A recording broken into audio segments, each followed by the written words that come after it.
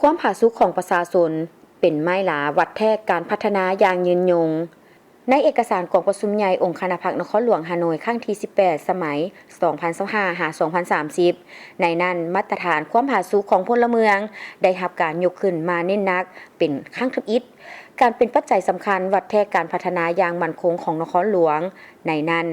ซึ่งในเมื่อก่อนบรรดามาตรฐานส่วนใหญ่แม่นสุมใส่การขยายตัวเศรษฐกิจการลงทุนและการก่อสร้างพื้นฐานโครงสร้างในตัวเมือง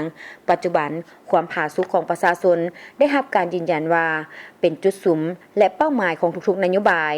ตัวอย่างตาแสงมิงเจ้าเป็นตาแสงดอนกลางน้ำแห่งเดียวของนครฮานอย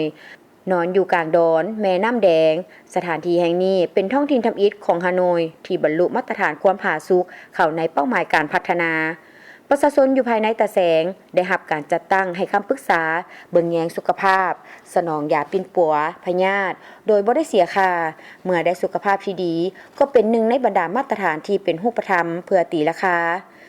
นางเวียนทิแลงตาแสงมิงเจ้ากล่าวว่าบ่เพียงแต่อยู่ในขั้นตาแสง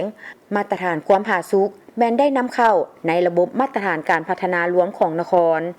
การวัดแทกนี้ส่องแสงให้เห็นคุณภาพการดำรงชีวิตของประชาชนซึ่งได้ตีราคาโดยผ่านเวียกเหตุงานทำรายรับความสงบปลอดภัยทางสังคมทางการศึกษาทางสาธารณสุขสภาพแวดล้อมวัฒนธรรมและความภาคภูมิใจของประชาชนและเป้าหมายของนครหลวงฮานอยจะให้บรรลุ9/10คะแนนของขั้นวัดแทกสากล